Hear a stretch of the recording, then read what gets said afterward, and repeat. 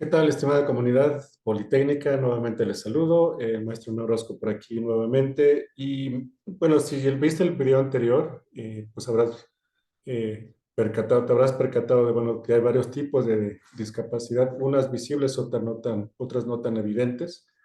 Lo que me gustaría hacer en los siguientes minutos, breves minutos, es darte un panorama general de los diferentes tipos de discapacidad, cómo ser muy proactivo, cómo ser muy práctico en el sentido de que puedas saber cómo lidiar con ellos y cómo apoyarlas de la mejor manera a las personas que tienen una discapacidad, que como ya vimos, bueno, pues es esta falta o limitación de alguna facultad, ¿no? Físico o mental, para que hacerles más accesible pues el panorama, ¿no? Y más que se adapten ellos, nosotros adaptarnos y el mundo y las circunstancias que se adapten un poco más a su realidad, ¿no? Bueno, en el video vieron personas que les faltan alguna parte de su cuerpo o que las tienen todas completas pero que no funcionan, ¿no? Por ejemplo, la gente que no puede caminar, mucha de ella es por congénita o una discapacidad adquirida, es decir, por un accidente.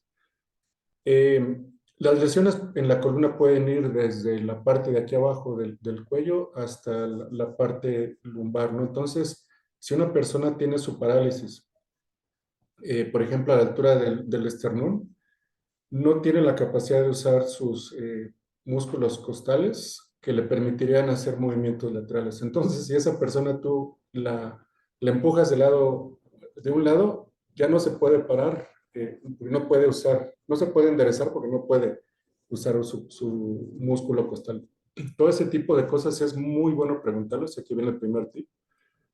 Pregúntenle a esas personas porque es lo que quieren que tú les preguntes. Hay que quitarnos ese miedo, esa reserva de preguntar. Entonces, pregúntale si la discapacidad es congénita, si así fue de nacimiento, o si fue adquirida por una enfermedad o un accidente. Eso va a ayudar muchísimo a que puedas entender mejor su realidad. Y también dónde está la lesión, ¿no? En ese sentido de la columna. Ahora, hay muchas personas que también tienen sensibilidad en las piernas mínima, pero la tienen otras que no sienten absolutamente nada, ¿no? Entonces eso también ayuda mucho para que si es que necesitas auxiliarlas, puedas mover las piernas, ¿no? Y también, perdón por el ruido externo, pero así es en esta ciudad, ¿no? Entonces, muy importante preguntarles, ser muy puntual y muy claro. Visualmente también hay gente que no puede ver completamente, ve parcialmente, tiene o visión de túnel o no pueden ver patrones. En la noche ya no ven absolutamente nada, hay gente que en el día sí ve un poquito. Y entonces igual hay que preguntarles en qué circunstancias, si ven, qué tanto pueden ver.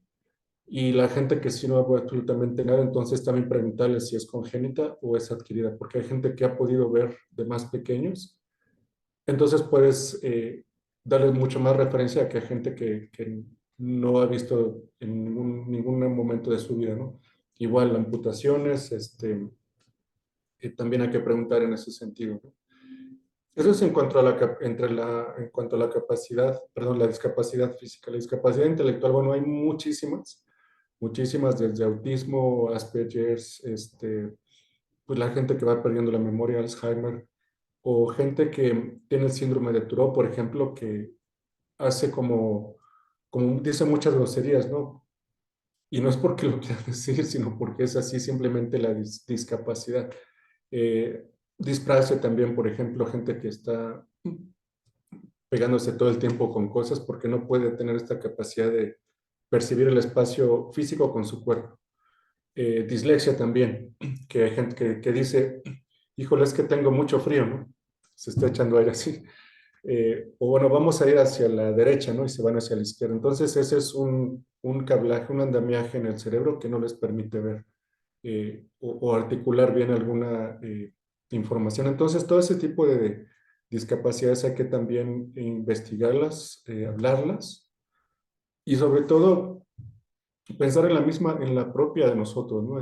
Qué tanto también nosotros podemos entrar en ese espectro de la discapacidad, ¿no? Hay gente que la inteligencia emocional la tienen muy limitada, entonces dicen o hacen cosas que no toman en cuenta el entorno, ¿no? Y simplemente es porque no tienen ese andamiaje, ¿no?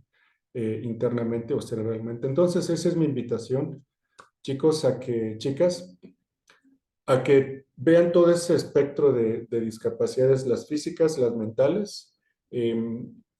Nos apoyemos con investigación, es decir, investigar en el Google se puede investigar muchísimas cosas. Si convives con alguien que sabes que tiene una discapacidad intelectual, le preguntes y también tú investigues por tu cuenta, ¿no? ¿Cuáles son eh, eh, las características de esa discapacidad?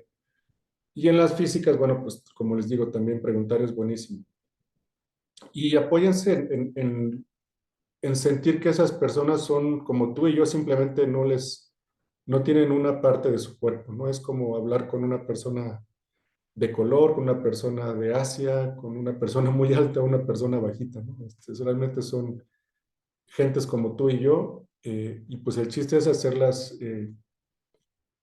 pues más incluso, que incluirlas más en el espacio y obviamente querer hacerles accesible todo este eh, mundo que no está diseñado para ello, ¿no?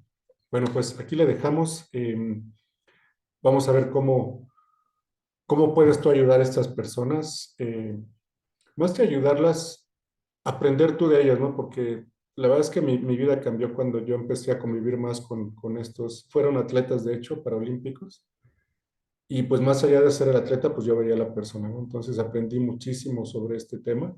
Eh, pues somos grandes amigos, de hecho, con ellos, varios de ellos, y pues la verdad que mi vida se enriqueció con ellos, ¿no? Entonces, pues, y ellas. Bueno, entonces aquí le dejamos comunidad, que estén súper bien, les mando un abrazo y cuídense mucho. Bye.